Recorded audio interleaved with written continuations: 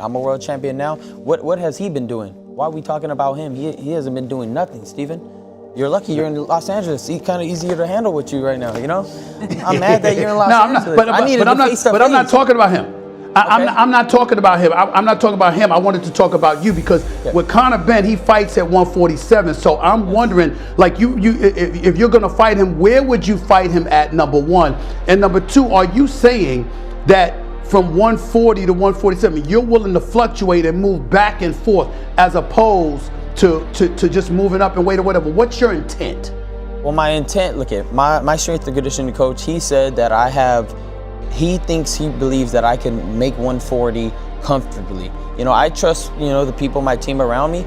If their opportunity presents itself, I would love to fight Shakur Stevenson, or we could bring Gervonta back, from wherever he's at, resurrect him for, you know what I mean? Like, let's go. I want that. If the opportunity presents itself, I just want boxing to be at the top. I want to make these fights happen, and I know I could beat these guys. Conor Benn, of course, 147, I would love to defend my title, and if that happens, let's do that too.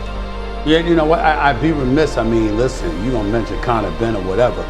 I'm getting sick and tired of people talking about themselves at the welterweight division without mentioning the name Boots Ennis, because this brother is special as well, and we don't bring up that name nearly as much. When I think about Ryan Garcia, I think about a cat that I believe is box office. When he's on his game, he's must watch, no question about it. Is there a specific individual that you believe out there immediately after, assuming you fight Conor Benn and that happens and you win, is there a mega fight out there that you think everybody wants to see that stands above the crowd? There's only one. It's Devin Haney. We already know the history. We already know what happened.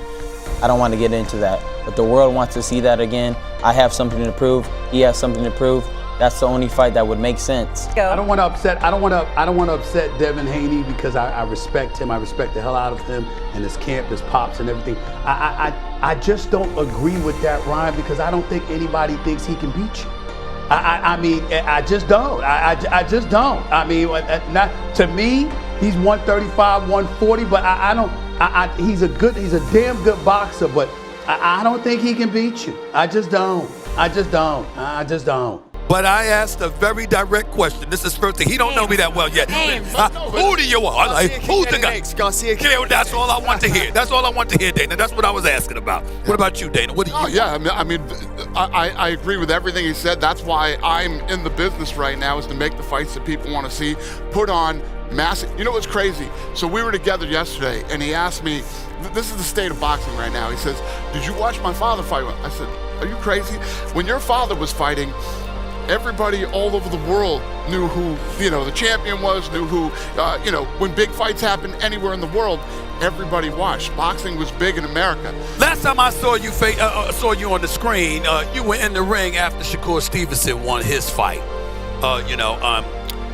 But Ryan Garcia and the potential for a fight against him is what everybody's been making noise about as well. Where is your head in regards to that? What fight do you want? What have you told Dana White? Listen, fight did you want? We're going to try and make the WBC World title, I'm mandatory for that shot. I've worked hard to get to that shot, but ultimately I'm not sure of options. There's plenty of fighters calling me out, so we'll see what's there. Whatever fight the public want, they can get. I'm here because I want to make the biggest fights possible. I want to make the most memorable nights in boxing. The ones where people go, "Oh, what a fight, what a night." Something to remember, history made, legacy made. That's why I'm here. So whoever wants it can get it. That's who you are. I have no doubt about it. He keeps lying. If he tackles Conor Win, I gotta call him Win because he hasn't did anything yet. But when he does do something, which he said he's gonna get clear the fuck away from Debo, which doesn't seem like a UK British standing on business kind of thing. But I'll leave that to another show.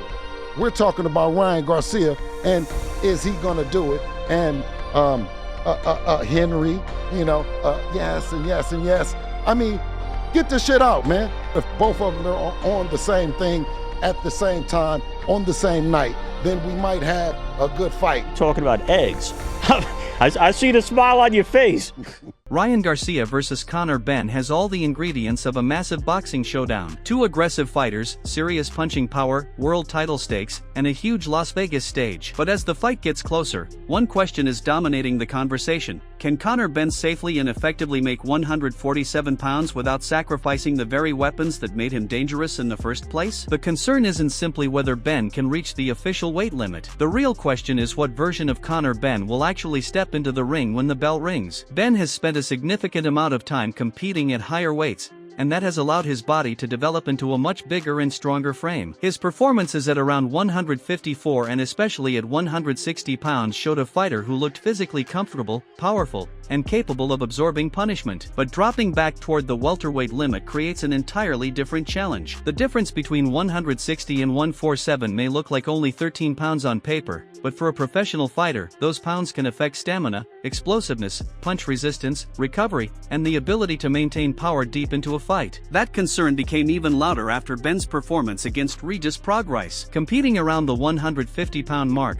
Benn appeared to some observers to be less explosive than usual. His movement looked different, his legs appeared less stable, and the devastating finishing power associated with him wasn't as obvious. That performance immediately raised questions about what could happen if he has to lose even more weight against a fighter like Ryan Garcia, who has built himself into a dangerous force at 147 pounds. The biggest issue is that Ryan Garcia is not simply another opponent waiting for Benn. Garcia brings extraordinary hand speed, sharp counters, athletic movement, and one of the most dangerous left hooks in boxing. His speed can create problems before an opponent has time to react, and his power becomes even more dangerous when combined with that speed. Against a fighter whose physical condition is already being questioned, Garcia's ability to attack quickly could become a major factor. Several boxing voices have expressed concerns about Benn's ability to make 147 pounds while remaining physically strong. The argument is not that Benn lacks heart or determination. In fact, his willingness to push himself through difficult training has never really been questioned. The concern is biological. A fighter can train harder than anyone else in the gym,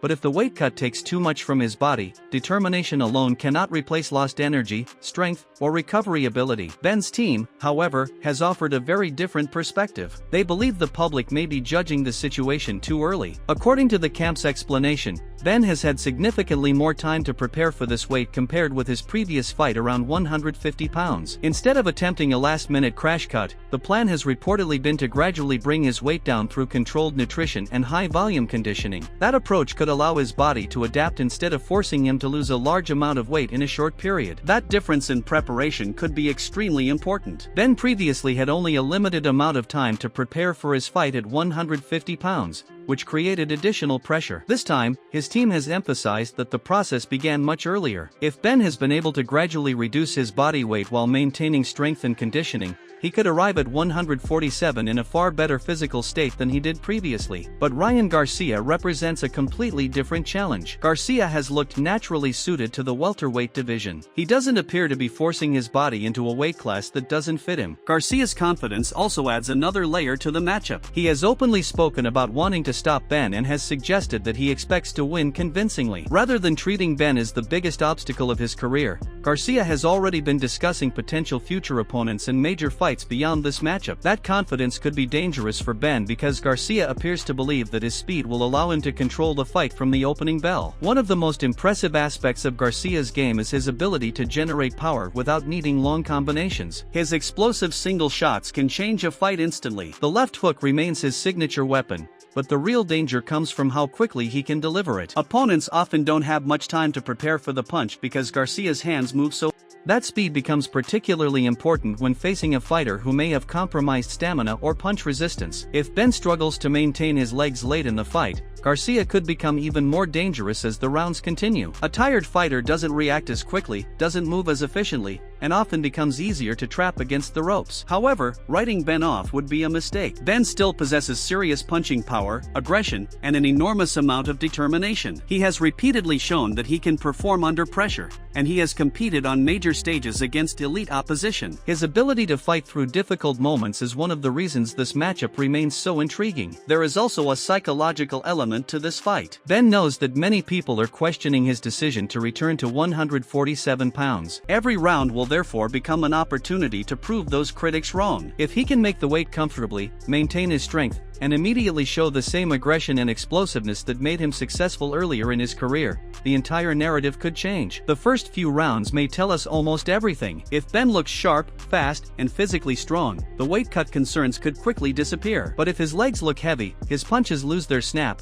or Garcia begins landing clean shots without Benn responding with his usual power, those pre-fight questions will suddenly become much more serious. Another major factor is punch resistance. Dehydration and extreme weight cutting can potentially affect how a fighter performs physically, particularly if the process is poorly managed. For a fighter like Benn, whose style depends heavily on pressure and power, maintaining his physical strength is absolutely crucial. If he can't absorb Garcia's punches comfortably, he may be forced to fight differently than he normally does. Garcia, meanwhile, has every reason to target Benn's body and legs early. If Garcia can force Benn to move constantly, the weight cut question could become a stamina test. The longer the fight continues, the more important conditioning becomes. There is also the question of experience at the highest level. Garcia has already faced major names and experienced intense pressure himself. Benn has shown significant development, but some analysts still question whether he has truly established himself as an elite world-level fighter. This fight could finally provide the answer. For Benn, victory would mean much more than another win on his record. It would silence the critics questioning his weight, restore momentum, and potentially establish him as a genuine world-class welterweight. For Garcia, defeating Benn would strengthen his position at 147 and open the door to even bigger fights. That is what makes this matchup so dangerous for both men. Garcia believes his speed and power can overwhelm Benn. Benn believes his strength, pressure, and determination can overcome the physical questions surrounding him. Both fighters have something to prove,